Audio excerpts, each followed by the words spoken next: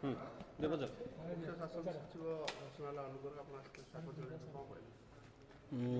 ସର୍ବପ୍ରଥମେ ଆମର ଓଡ଼ିଶାର ସର୍ବପ୍ରଥମ ମହିଳା ମୁଖ୍ୟ ଶାସନ ସଚିବ ହେଇଥିବାରୁ ମ୍ୟାଡ଼ାମଙ୍କୁ ମୁଁ ସର୍ବପ୍ରଥମେ କୃତଜ୍ଞତା ଜ୍ଞାପନ କରୁଛି ଏବଂ ଆମର ପ୍ରିୟ ମାନ୍ୟବର ମୁଖ୍ୟମନ୍ତ୍ରୀଙ୍କୁ ବି କୃତଜ୍ଞତା ଜ୍ଞାପନ କରୁଛି।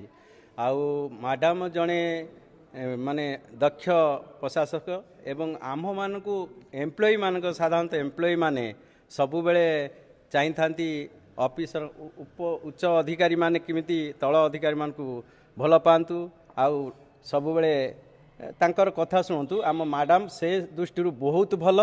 ଆଉ ମୁଁ ଆଶା କରିବି ଆମର ମହିଳା ମୁଖ୍ୟ ଶାସନ ସଚିବ ଯିଏ ହେଇଛନ୍ତି ଓଡ଼ିଶା ପାଇଁ ଦିଗ୍ଦର୍ଶକ ହେବେ ଏବଂ ଓଡ଼ିଶା ପାଇଁ ଗୋଟେ ମହିଳା ଆସିଥିବାରୁ ମୁଁ ଭାବୁଛି ଜଗନ୍ନାଥଙ୍କ ନିକଟରେ ପ୍ରାର୍ଥନା କରିବି ତାଙ୍କର ଯେଉଁ 3 ବର୍ଷ 4 ବର୍ଷ ପାଖାପାଖି ଅଛି ସେ କାଳରେ ଆମ ଓଡ଼ିଶା ଯେମିତି ପ୍ରଗତି ପଥରେ ଆଗେଇ ଚାଲୁ। ଆମ ପ୍ରିୟ ମାନବ ମୁଖ୍ୟମନ୍ତ୍ରୀଙ୍କର ବି ଆଶା ଅଛି ଓଡ଼ିଶାକୁ ବହୁତ ଆଗରେ 1 ନମ୍ବର ରାଜ୍ୟରେ ପରିଣତ କରିବେ। ସେଥିପାଇଁ ଆମେ କୃତଜ୍ଞତା ଜ୍ଞାପନ କରୁଛୁ।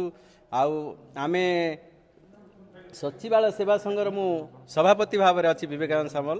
ମୁଁ ଆଶା କରିବି ଆଉ ସବୁବେଳେ ଆଶା କରିବୁ ଆମର କର୍ମଚାରୀମାନଙ୍କର ଦାବି ଦେବା ଉପରେ ଆମର ଉଚ୍ଚ ପଦ ଅଧିକାରୀ ଯେଉଁମାନେ ଅଛନ୍ତି ସେମାନେ ଆଉ ଆମେ ବି ଆ ପୂର୍ବରୁ ଯେତେବେଳେ ସାର୍ ମୁଖ୍ୟ ଅଧିକାରୀ ଶାସନ ସଚିବ ନ ହୋଇଥିଲେ ଆମେ ବି ଭେଟିଥିଲୁ। ଆମ ମ୍ୟାଡ଼ାମ ଜଣେ ବହୁତ ମାନେ ଏମ୍ପ୍ଲୟି ମାନଙ୍କୁ ଭଲ ପାଆନ୍ତି। ସେ ଆମେ ଆଶା କରିବୁ ତାଙ୍କଠାରୁ ବହୁତ ସଂଘର କିଛି କାମ ହେବ ଯେଉଁଟାକି ଇଲିଗାଲି ନୁହେଁ ଲିଗାଲିଟି ଯେଉଁଟା ଅଛି ଜେନୁଇନ୍ ଡିମାଣ୍ଡ ମ୍ୟାଡ଼ାମ ନିଶ୍ଚିନ୍ତ ଭାବରେ କରିବେ। ଏବଂ ପୁଣି ଥରେ ଜଗନ୍ନାଥ ନିକଟ ପାଖରେ ପ୍ରାର୍ଥନା କରୁଛି ଆମର ମୁଖ୍ୟ ଶାସନ ସଚିବ ଭାବରେ ଯେ ମହିଳା ମୁଖ୍ୟ ଶାସନ ସଚିବ ଭାବରେ ଆମର ହେଇଛନ୍ତି 1 ତାରିଖରୁ ଦାୟିତ୍ୱ ଗ୍ରହଣ କରିବେ।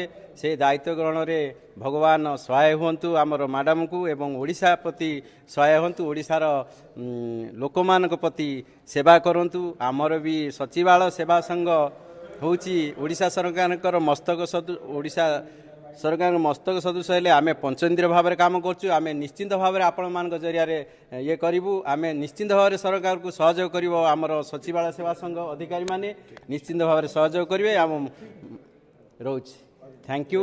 ଆଉ ପଦେ କହି ରଖେ ଯେ ଆଗାମୀ ଯେଉଁ ନବବର୍ଷ ଆସୁଛି 2026 ସମସ୍ତଙ୍କ ପାଇଁ ମଙ୍ଗଳମୟ ହେଉ। ମ୍ୟାଡ଼ାମ ପାଇଁ ମଙ୍ଗଳମୟ ହେଉ ଏବଂ ସରକାରଙ୍କ ପାଇଁ ସମସ୍ତଙ୍କ ପାଇଁ ଆପଣମାନଙ୍କୁ ବି ଅଭିନନ୍ଦନ ଜଣାଉଛି। Thank you.